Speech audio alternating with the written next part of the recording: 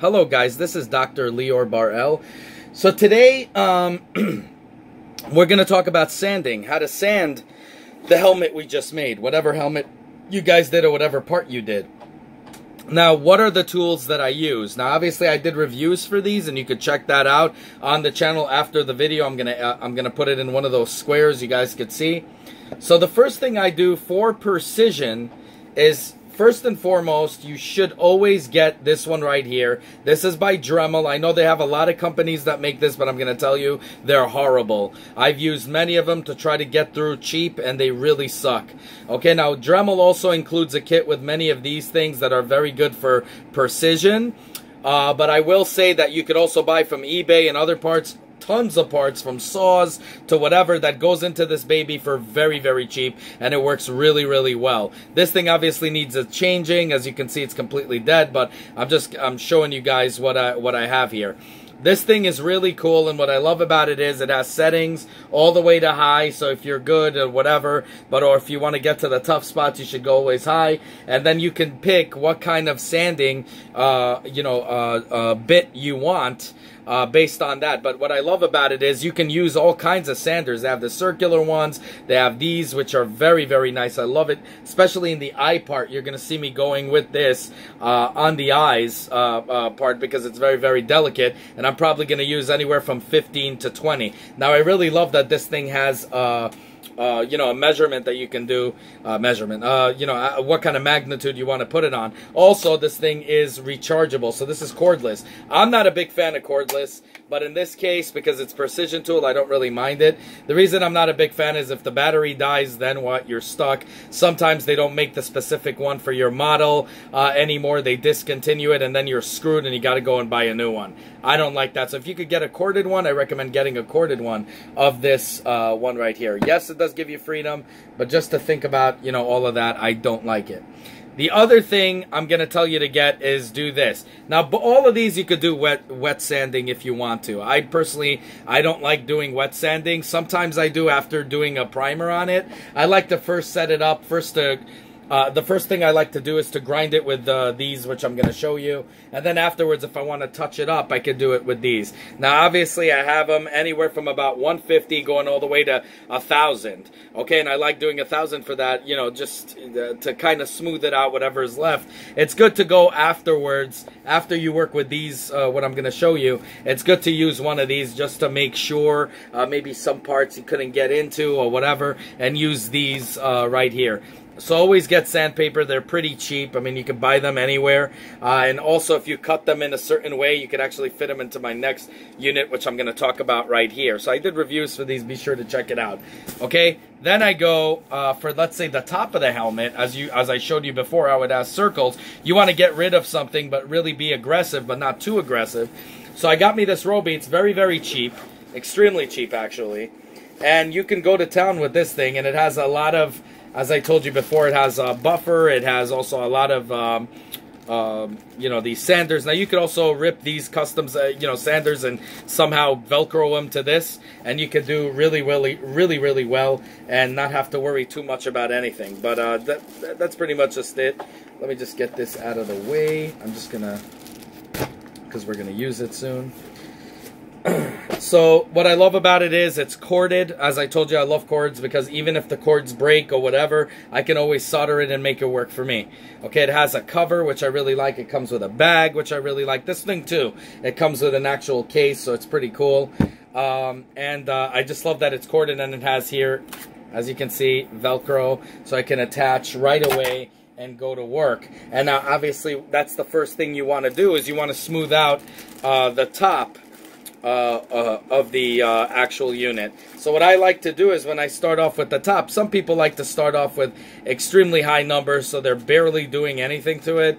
I like to go aggressive on the top as much as possible, and I like to go with a 240 to start off. Some people think that's a little bit too aggressive. I personally think it works for me. The thing I am going to warn you about is this thing right here.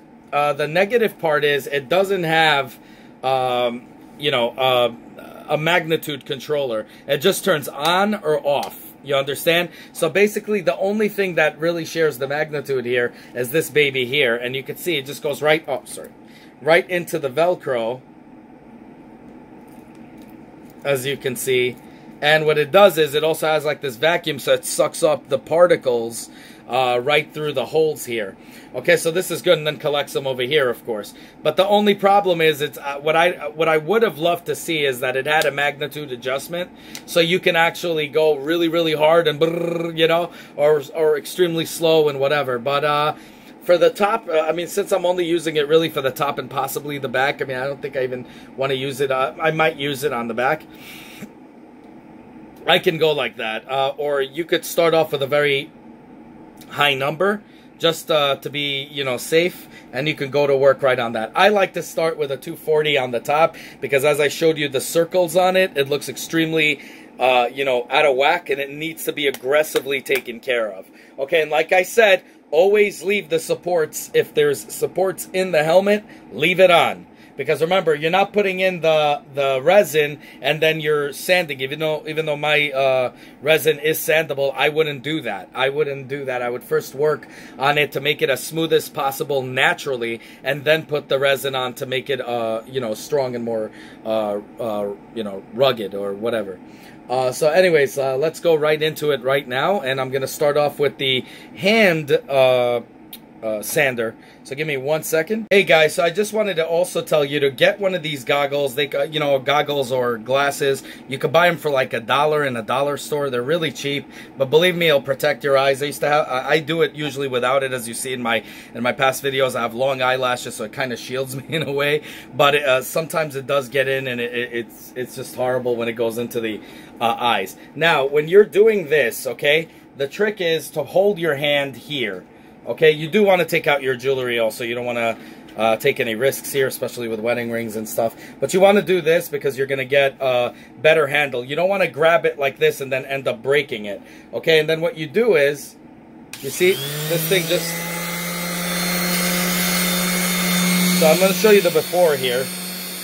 Hold on, let me just get that in here. I want to show you the before so you guys see what it looks like. So you see how, I mean, even though I removed a lot out of it, there's much work to be done. But you see, I just touched it, and already look how smooth this became. So that's pretty cool. I should have showed you the before all of that. But here we go.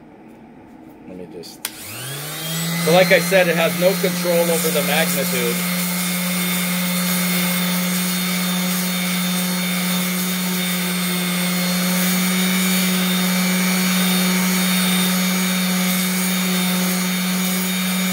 Now remember, if it heats up because it's PLA...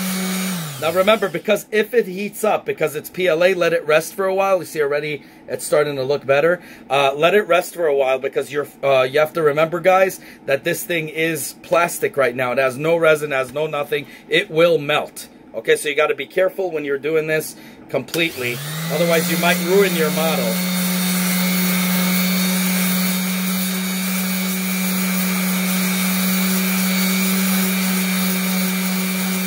And I'm getting so much bits flying already.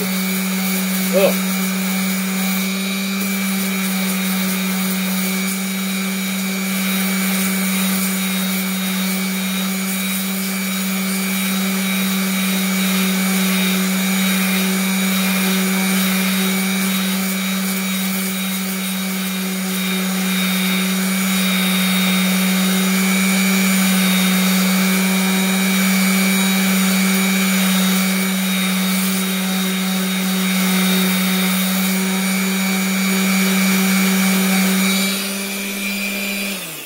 Now you see, even though I smoothed it out a little bit, as you can see, it looks much nicer. I am gonna go with a higher, with a lower sanding paper, so I can get an even more aggressive thing. Now again, if you're not comfortable with it, you could just, you know, stick to that and you'll be fine. But I am, you know, I'm really comfortable using this machine, so I'm gonna go with a 60 grit. Which is extremely aggressive and probably not a good idea, but we're going to use that anyway. Here we go.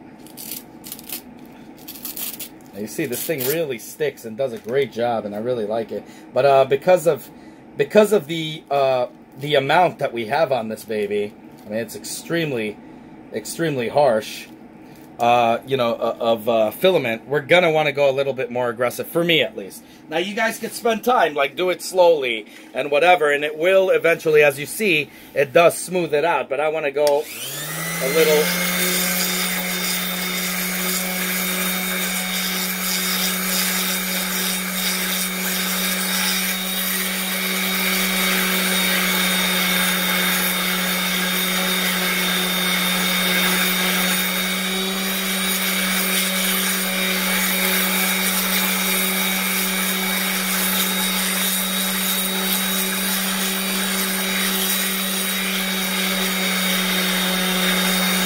Oh, even with the glasses, it's flying on me, so...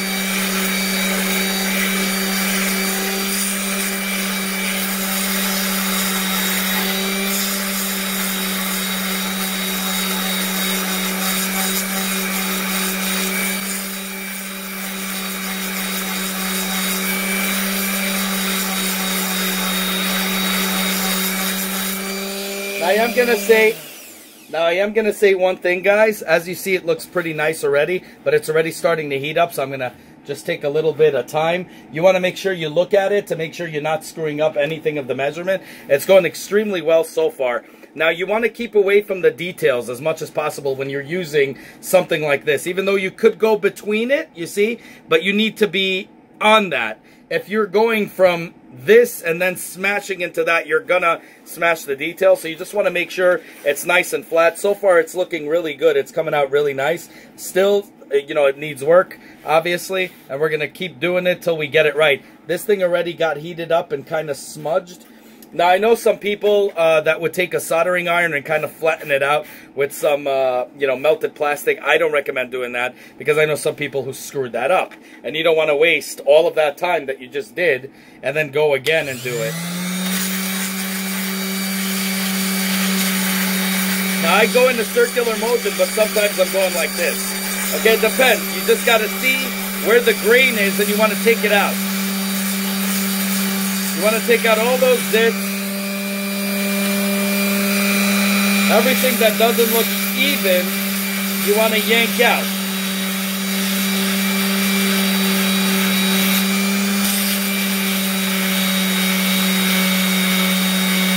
There you go, really slow. And you're going to see, it's turning melted a little, you see? But it's also straightening out, which is the positive. That's what we want.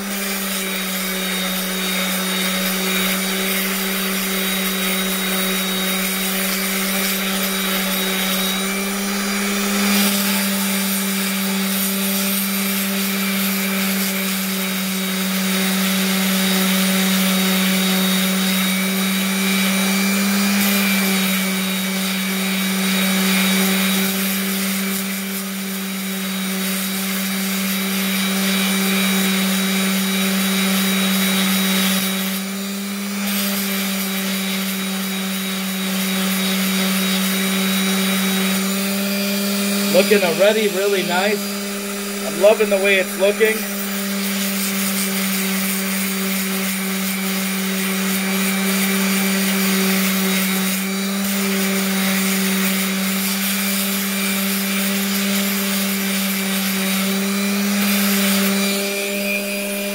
And right here, you're gonna see pretty much, oh, there's still a little work to do here, but everything is pretty much flattened in. Now, you're still going to see some of these, but that's okay. We're going to cover up those with the resin, and it's going to be flat. But right now, it's pretty much flat. There's no zits or any type of bumps and bruises. It's just really cosmetic at this point. There's still some I'm sampling here, so I'm going to take that out.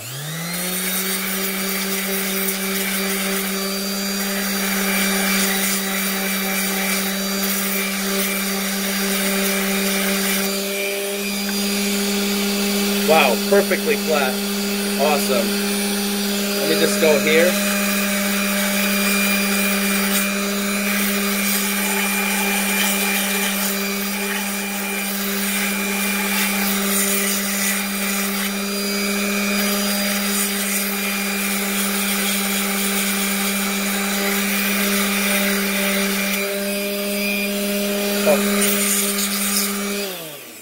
Let's see now.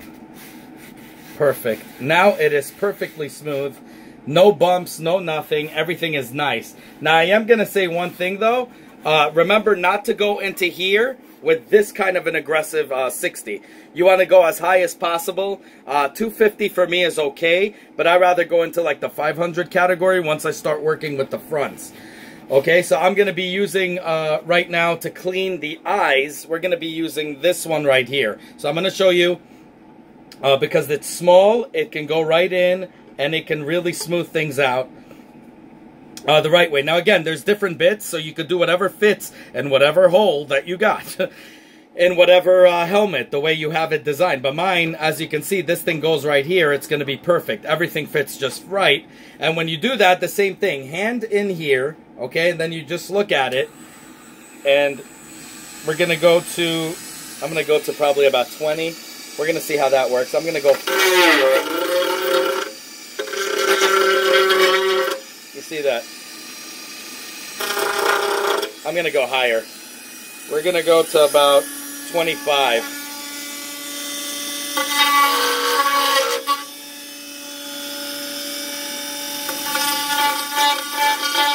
Now, I don't recommend you go straight up to the highest numbers on the magnitude here, only if you're really good at what you're doing. If not, start, you know, small and just take your time. Just do it. I just want to do it fast, but you could do it slower and just keep going over it again and again. Now what you want to do is the edges of it, as you see, you want to make sure you flatten those out sort of. You don't want a sharp look, because the sharp could cause problems, you know, could cut you or whatever. You want to make sure you just give it a smooth.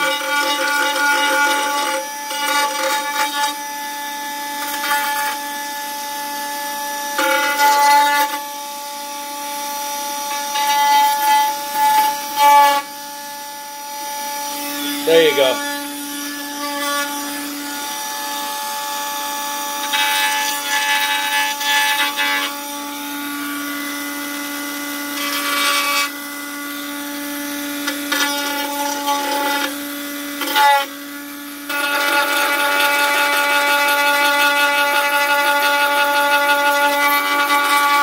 See, now when you want to take out zits, just like a pencil, you just go like this.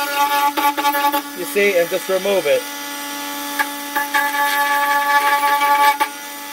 But you see the eyes look amazing now. You see that? Really polished, really nice.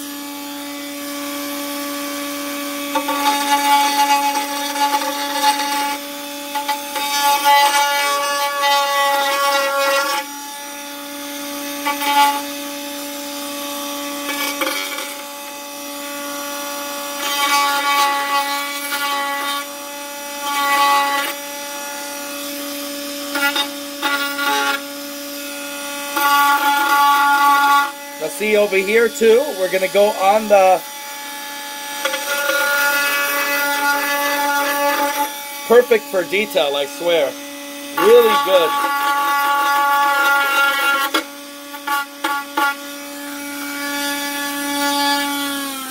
Go a little slower.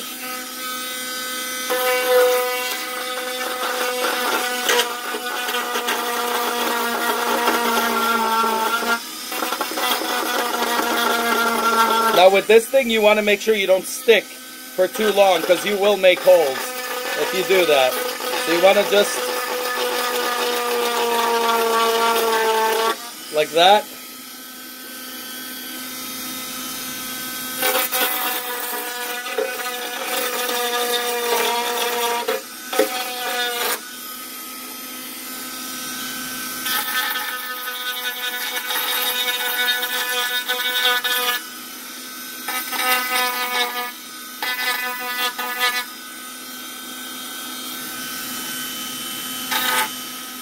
Now you want to go one way as much as you can. I mean, if you can't, you can't, but try it as much as you can. Now you see in these right here, in the back here, you're going to see that there's a few zits. Those you can remove with this, of course, also. But as you can see, there is some very rare, but the striations are going this way, so that's a good thing. Okay, you're not going to get any bumps. As you can see, this is flat. Again, it depends on how you're printing it. If you print it bad, it'll come out, you know, looking like lines and stuff like that. You don't want that, because then you're going to have to sand the crap out of that.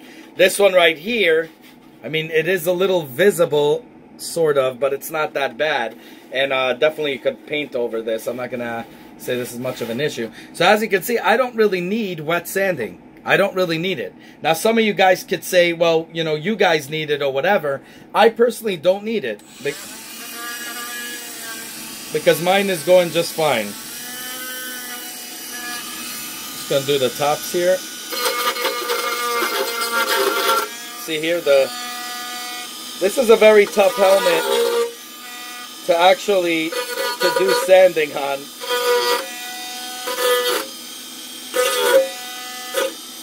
Especially when you put it on 10 infill. There you go.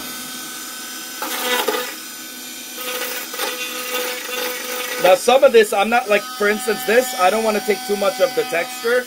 I like the texture that it has a little bit of bumps in it, because when I'm going to be using the hammered spray, which we're going to go over afterwards, in the next episode, or the episode after, actually after the resin episode. So what's going to happen is I want to keep some of these things, because they're going to actually add to the hammered effect, if you will.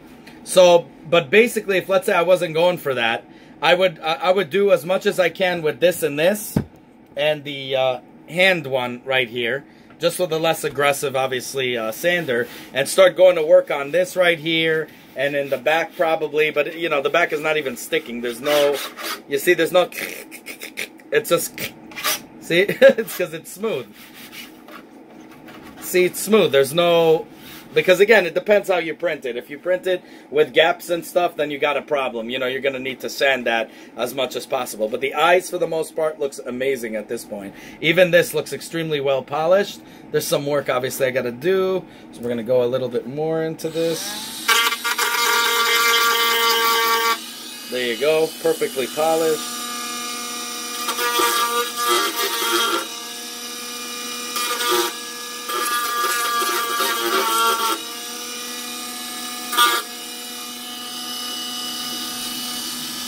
There you go. Now we're going to go on the inside. Okay, and again, what do? You're going to pull it this way, your hand, and you're going to go like this very gently, and now you're going to start hitting the inside of the eye, or wherever you're doing.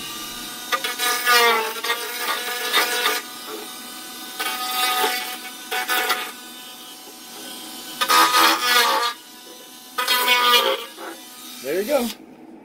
Perfect. I just want to remove, oh, sorry. I just want to remove one part here.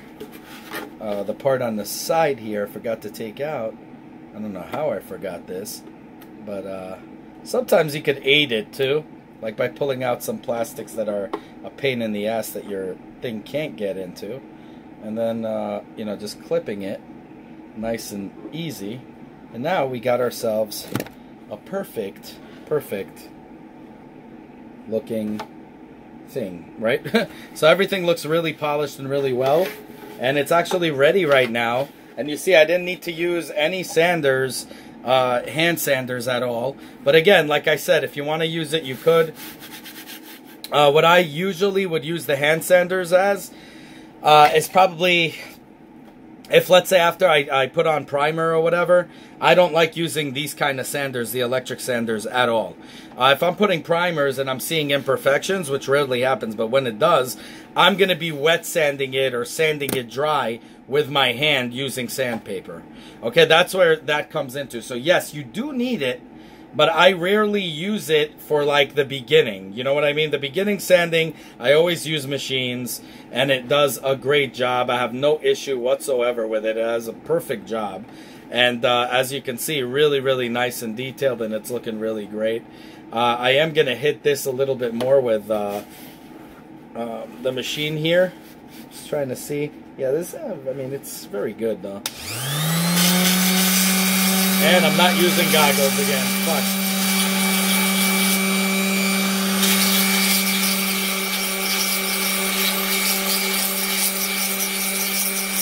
There you go.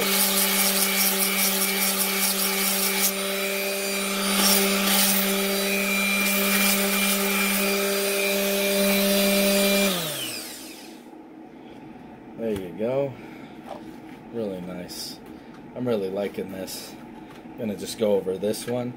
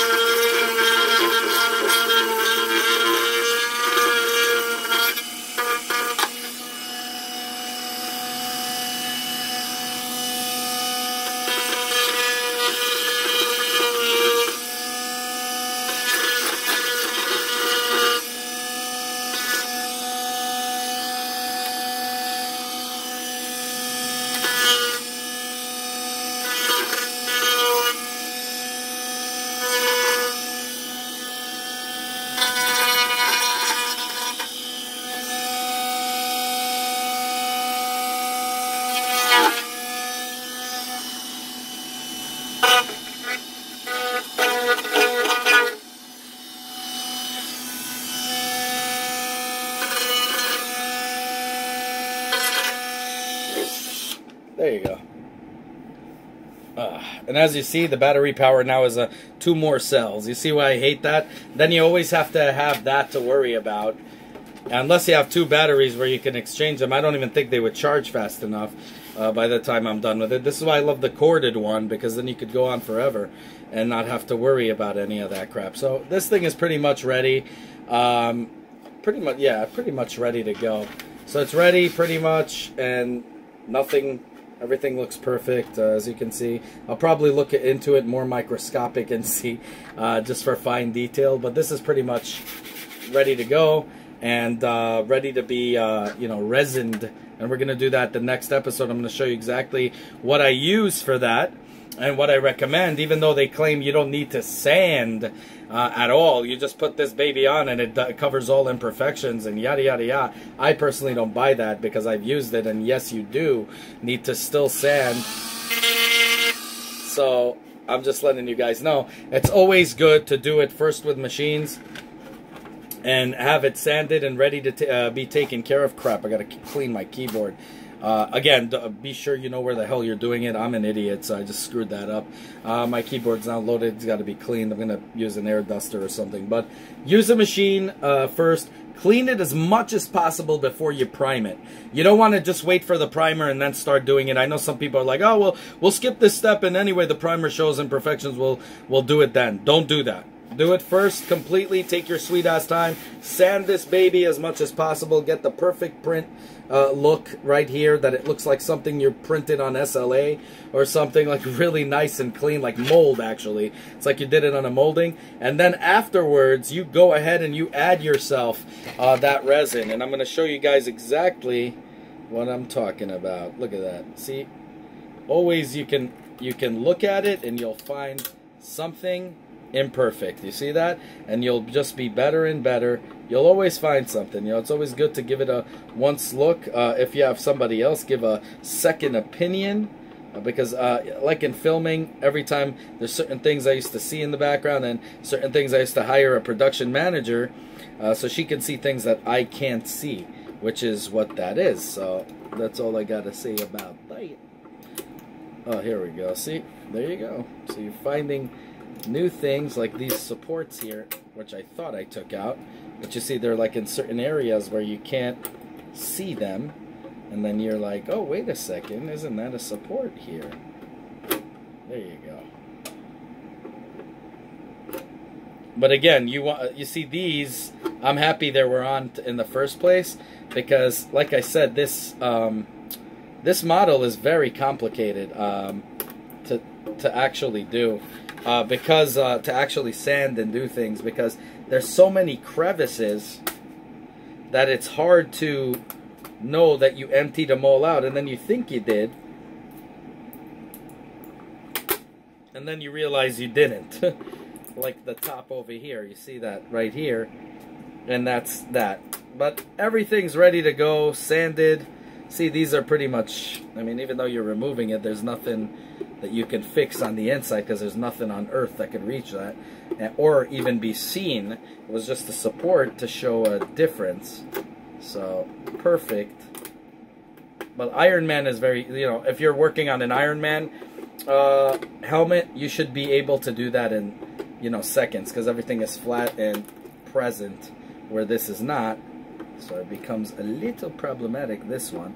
I purposely chose the most hardest one, of course, because it's the one I don't have, and I wanted this always. But here we go. I mean, look at this. Perfect shape and form everywhere. I mean, this one looks like it's not, but trust me, it's completely flat. Like I said, you're going to cover this one with resin, and it's going to be all around, and you're going to buff it, and then afterwards when you paint it, you're not going to notice it. It's going to cover it. It just has that because that's the way it printed. But you see, everything is like melted flat.